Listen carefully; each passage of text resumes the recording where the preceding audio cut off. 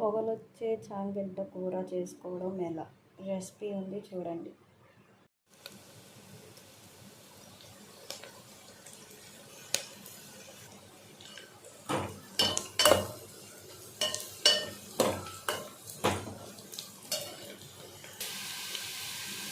ఎర్రగడ్డ మెత్తాడి అంటే చిన్న చేపలు. ఇందులో 2 టమాటా వేసుకుంటున్నాం, కోసి పెట్టినారు.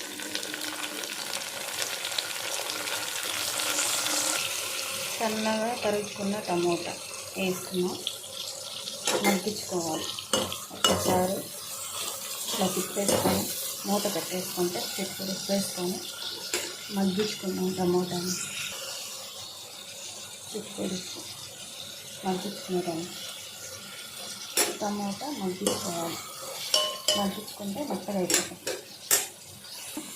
టమోటా మగ్గిందో లేదో చూద్దాం. మగ్గింది. సాల్ట్ వేసుకొని పెట్టుకొని మగ్గించుకున్నాం కదా, మగ్గింది చూసారా. కొంచెం మూత వేయగానే ఇప్పుడు దీన్ని కలుపుకోవాలి. కోసి పెట్టుకున్న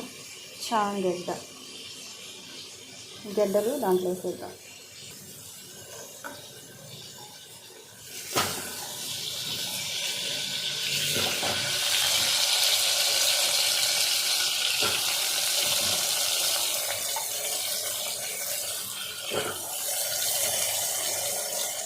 టమోటా ఎరగడ్డ మగ్గింది కదా, దాంట్లో వేసేస్తున్నాను.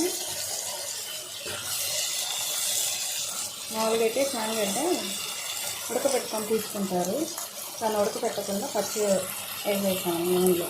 కొంచెం నూనెలో అట్లా ఇట్లా వాటి పసుపు, ఉప్పు, కారం వేసుకున్నాను. సరిపడంత కారం,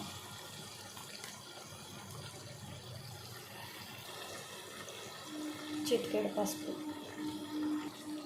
సరిపడంత ఉప్పు, 3 మిక్స్ చేసుకోవాలి.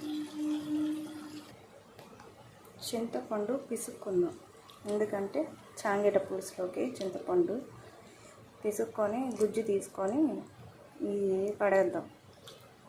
ఇది వేస్ట్ అంటారు దీన్ని, మీకు అందరూ తెలిసిందే.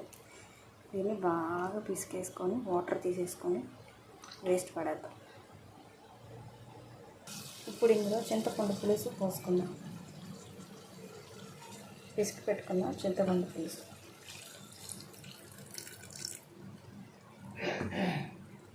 కూర చూద్దాం, ఉడుకుతుంది.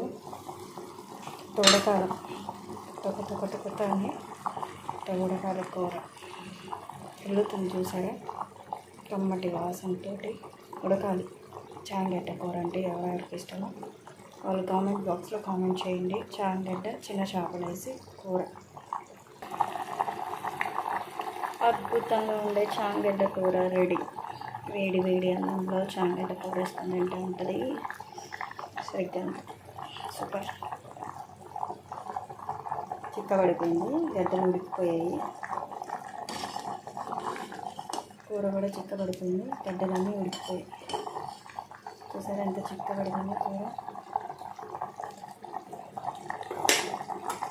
గ్యాస్ కట్టేసుకుంది.